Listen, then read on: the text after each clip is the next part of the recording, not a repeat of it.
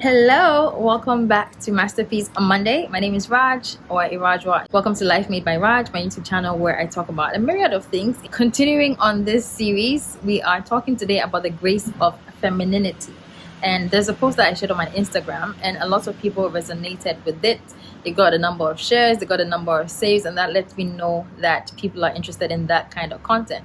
And so, delving deeper into that topic, we're going to discuss what it means to be a feminine woman, and what it means to rest in your femininity, and what it means to have the grace of femininity. This word has been thrown around quite a lot. You may have heard it, especially within the last year or a couple of months. Femininity this, femininity that. What is femininity? So, femininity is the art of being feminine. And what does it mean to be feminine? What does it mean to be feminine? It means to exude traits of a woman that is nurturing. You have this calmness and ease about you. You are not aggressive. You're very poised. A feminine woman doesn't chase. She rests in her femininity. She is a nurturer. She is not going to chase after a man. So if you are there and this man is living his life and you are there chasing after him, you're not in your feminine space. Men are naturally the ones who pursue. And I'm going to be pursued, right? So just relax, find your purpose, live your life, and when the time is right, God is going to bless you with that godly man that He has destined for you. Another thing about a feminine woman is that we are confident. So, feminine women, they don't think of other women as competition, right? You are so secure in yourself that you're not going to see another woman as trying to take your place. I was in a space where the actions of the other person caused me to see other women as competition. There wasn't a security there in the relationship. It made me wary of other women. There's some women who know that A is dating this guy, but they would deliberately make advances at him, and those women, they need a lot of help, right? Then there's the other side where they genuinely don't know, but then the man, makes the advance when he's dating, and then XYZ happens. That one too is also there. Don't focus on the woman. Focus on yourself and keep the focus on your partner, right? So if you are still with this person who has shown you multiple times that he's not giving that security that you need in this aspect, you need to leave that relationship. It's not going anywhere, and the person is not going to stop. And it's not about what you are doing and what you are not doing. Lots of the time, people place the blame on women when men are not faithful. Like, hello, we could both not be faithful.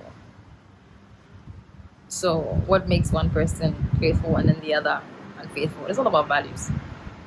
Values. So get yourself a man who has similar values like you. One thing I've realized as well is that men who are insecure, men who are very egotistic, what they do is the people that they date, they tend to make them insecure. And it's through their actions, because they will be doing many things with other women. They will be lying, they will be cheating, they will be treating you terribly, they will not be there for you emotionally, mentally. Like, it's just a whole mess. And then you, in your bid to try and fix that person or save that relationship, you end up losing yourself, because it goes back to codependency as well, the need to be needed, right? You want to save this person, and then the guy that you're dating wants to be saved. It's a very terrible dynamic. Read on attachment styles. You will learn a lot. I found myself in a space where I was taken out of my femininity, and I became very insecure. I became very tense. I became unhappy, right? And that's because I wasn't in a space that was allowing me to rest in my femininity. Naturally, I am a person who knows what she wants and goes after what she wants. My femininity was being challenged or restricted. And I realized that was not the kind of life I wanted to live, right? I want to be in a space where I am received in my femininity. You're not supposed to come and make me feel tensed or insecure and all of that stuff by your actions. So if you're dating someone who is not giving you that security as a partner, you need to think twice about moving forward with that person. When you're with that person, there's this post I saw, it says, does he relax your nervous system? And that's really key when it comes to femininity. Are you relaxed? Are you confident and poised and settled? So these are things that we should think about. Going through that tough period, knowing that I was out of my femininity, has led me to the point where I am today, which is where I want that soft life. Like soft life me. Soft life me. Like, yes, I'm an entrepreneur. Yes, I'm opinionated. Yes, I am strong. Yes, I'm this. Yes, I'm that. But baby, when we enter a relationship, listen, that CEO hat, it stops. I don't want to have that kind of relationship where I be the boss in the office and I come home too and I'm supposed to still be the boss. Like, no.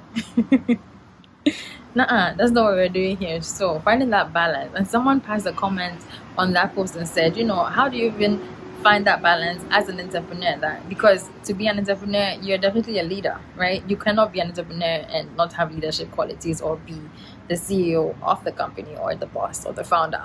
So those are traits that you need to have: strong, opinionated, go-getter, right? And in a relationship, if you want to embrace your femininity, those are things you need to tone down on, right? Because for me, I am the kind who is going to submit to my husband, to my partner, right? I'm not going to be doing follow me, I'm the leader. Like, no, lead me. And the way that the criteria for a man who can lead a godly woman is that he is being led by God. So if he's not even submitted to God, he does not tick the box, especially for a godly woman. If before your relationship you were happy-go-lucky, happy in life, everything was great, you were chilling, and then you started dating and you started getting some negative traits due to the person you were dating, picking it off. It's like I gave this example before of two fruits on a tree. One is rotten, one is not, but they're together. So what happens is the one that is rotten is going to affect the one that is not rotten, and before you know it, both of them are all rotten. And that's how it is in relationships. If you are not equally yoked, if you don't have similar values, you think you can change the person. Like, listen, get out of that ministry mindset. Ministry, but in terms of focusing on a man, so it's a ministry. We ain't doing that. We are not doing that. The person that you're dating needs to be at a certain level. So before he even gets close to you, and before you decide to date the person, see whether he fits those qualifications. And discernment is so key, because it's like, oh, well, how will you know unless you start dating a person?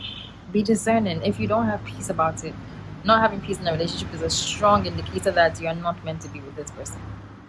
A very strong one. You're unsettled and you're crying a lot of the time. Clear indications. A soft feminine woman, you will not be crying. You won't be angry most of the time. You won't be crying most of the time. You won't be insecure most of the time. You won't be aggressive most of the time. You won't be tense most of the time. You won't see people as, you won't think the whole world is out to get you, right?